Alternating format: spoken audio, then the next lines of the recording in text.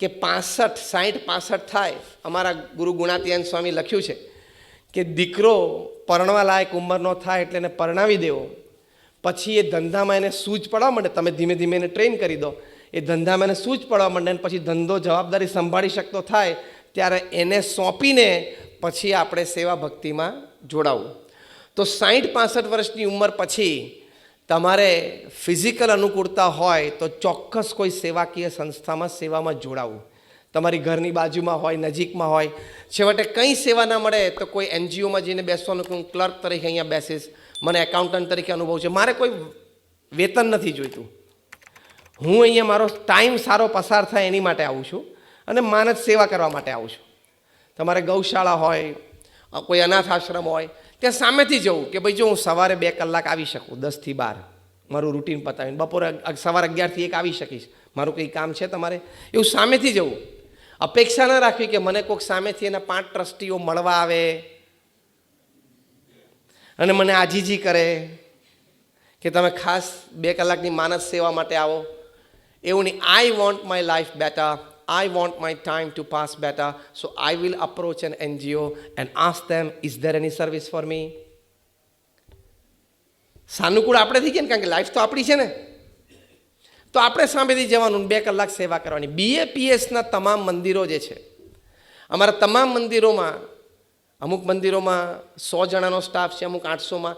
હું જ્યાંથી આવું છું બરોડા, અટલાદરા, ત્યાં અમારો ટોટલ સ્ટાફ છે 936 પીપલ. Total staff 936. જે અમારું 75 વર્ષ જૂનું મંદિર છે, મંદિરની સામે અમારી 100 બેડની ચેરિટી હોસ્પિટલ છે, state of the art hospital.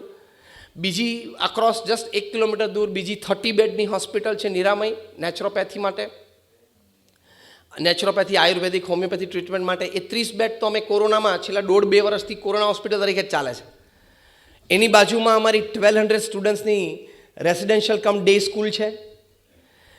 પછી આ હોસ્પિટલની બાજુમાં 250 વિદ્યાર્થીઓની અમારી હોસ્ટેલ છે, જેમાં એન્જિનિયરિંગ, ફાર્મસી, મેડિસિનના વિદ્યાર્થીઓ રહે છે. હોસ્ટેલ છે, કોલેજોમાં તે લોકો શહેરમાં બધે ભણવા જતા હોય. આ જે સ્કૂલ છે એમાં પણ 600 સ્ટુડન્ટ્સ માટે ડે સ્કૂલ છે અને 600 સ્ટુડન્ટ્સ માટે રેસિડેન્શિયલ સ્કૂલ છે, એટલે 600 વિદ્યાર્થીઓ ત્યાં રહે છે. મંદિરની પાછળ મોટી ગૌશાળા છે. અને વડોદરા શહેરમાં લગભગ બીજા 12 થી 14 જેટલા અમારા નાના બીજા હરિમંદિરો છે. ટોટલ 936 જણાનો સ્ટાફ છે.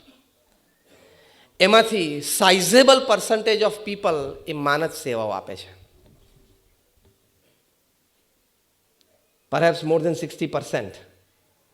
એ લોકો કેવા છે, અમારે ત્યાં એકાઉન્ટન્ટમાં એક વ્યક્તિ છે, એ પોતે બેંકમાં એકાઉન્ટન્ટ જ હતા, એ રિટાયર થયા, પણ એને કીધું કે હજી હું 5, 7, 8 વર્ષ કદાચ કરી શકીશ કામ, 8 કલાક ન કરી શકું પણ સવારે 3 કલાક કરી શકીશ. તો એક બેંકના રિટાયર્ડ એકાઉન્ટન્ટ અમારે ત્યાં સવારે 8 થી 12 સુધી આવે છે, પછી ઘરે જાય, જમે, પછી આરામ કરે, પછી સાંજે ના આવે. સાંજે પાછા 4 વાગે એક બીજા રિટાયર્ડ એકાઉન્ટન્ટ છે, એ આવે છે. તો 65 વર્ષની ઉંમર પછી કોઈક આવી સેવાભાવી સંસ્થામાં ક્યાંક 2-3 કલાકની માનસ સેવા આપશો તો તમારું મન પ્રફુલ્લિત રહેશે. અને સાયન્સ ટેલ્સ, વિજ્ઞાન શું કહે છે કે 90% રોગોનું કારણ અસ્વસ્થ મન છે. 65 વર્ષની ઉંમર પછી મન સ્વસ્થ રહે ને એટલે તમે ઘણા બધા રોગથી બચી જશો. That includes diabetes, that includes blood pressure, that includes many types of body aches. કેળ દુખે છે, ઢીચણ દુખે છે, માથું દુખે છે, એની ઉપર સીધી ઇફેક્ટ શેની છે? પ્રફુલ્લિત મનની. મન પ્રફુલ્લિત હશે ને, કારણ કે સાયન્સ કહે છે કે 90% of the diseases are psychosomatic. Psychosomatic એટલે શું? તમારું મન અસ્વસ્થ છે ને, ટેન્શનમાં છે ને, દ્વિધામાં છે ને, તમારા મનમાં કંઈક મૂંઝવણ છે ને, એની અસર તમારી શરીર ઉપર પડે છે. So when you are 60 and 65+, top priority શું છે? તમારું મન પ્રફુલ્લિત રહે. એ મન પ્રફુલ્લિત રાખવા માટે સેવા એ બહુ જ અગત્યની વાત છે. અને ત્યાં નિર્માણીપણે સેવા કરવાની. તમને આશ્ચર્ય થશે કે અમે એવા પણ જોયા છે, retired IAS officers, retired IPS officers, એ ઘણી બધી જગ્યાએ સાઉથ ઇન્ડિયામાં ઘણા બધા આશ્રમોમાં કચરા પોતા કરવાની સેવા કરે છે. અમે જોયા છે, એવા મળ્યા છીએ, એવા 3-4 જણાને ઓળખું છું. શ્રદ્ધાથી કરે, કોઈ અપેક્ષા વગર કે સ્વામીજી આખી જિંદગી તો લાલ લાઇટ વાળી ગાડી હતી, ખૂબ ઓથોરિટી, ખૂબ પાવરનું એક્ઝિક્યુશન કર્યું છે, મોટા મોટા પ્રોજેક્ટ્સના પ્લાનિંગ કર્યા છે, Now I want to live a very simple, a very relieved, a very easy and a straightforward life. અમે એક આશ્રમમાં ગયા હતા, હું નામ નથી આપતો, ત્યાં અમને જે ગાઈડ કરતા એમને પરિચય કરાવે. એક જણા કચરો વાળતા હતા કે retired as the chief secretary of the state, અને આશ્રમમાં કચરો વાળતા હતા. I was surprised. પછી આઈ મેટ હિમ અને એમની સાથે વાતચીત કરી. એમના ચહેરા ઉપર આનંદ હતો, સંતોષ હતો કે સ્વામીજી, જ્યાં સુધી મારું શરીર ચાલશે ત્યાં સુધી મેં નક્કી કર્યું કે આ આશ્રમમાં જ્યાં મને શ્રદ્ધા છે, જ્યાં મને ભક્તિ છે, જ્યાં મારા ગુરુ રહે છે, ત્યાં મને કોઈ સેવા મળે. તો મારા ગુરુએ મને કીધું કે અહીંયા તો બીજા બધા ડિપાર્ટમેન્ટ અત્યારે બીજી કોઈ સેવા નથી, કચરો વાળવાની છે. આઈ એક્સેપ્ટેડ ઇટ. રોજ સવારે 4 વાગે ઉઠીને ત્યાં પહોંચીને આખું આશ્રમ સાફ કરે છે. Is enjoying his life. પ્રફુલ્લિત રહો, એની પાછળનું મુખ્ય કારણ સેવા છે.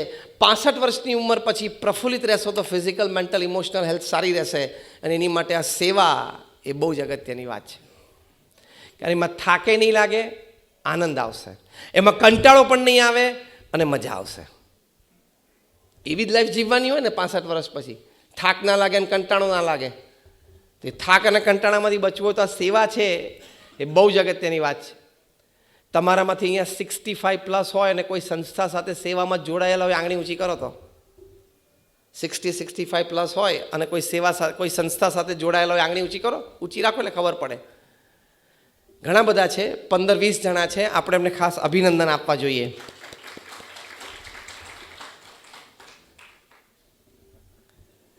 બીજો એક અગત્યનો મુદ્દો 65 વર્ષે શેરિંગ. બધું બેંક એકાઉન્ટ સાથે લઈને જવાના. ફરી વખત બોલો. આ શબ્દ તમે બહુ તાકાતથી નહીં બોલી શકો. Sharing at 65. બધું બેંક એકાઉન્ટ સાથે લઈને જઈ શકવાના નથી. When I talk to corporates, I tell them one thing, that the amount of money that you have in your bank account when you die is the extra work you did, you shouldn't have done.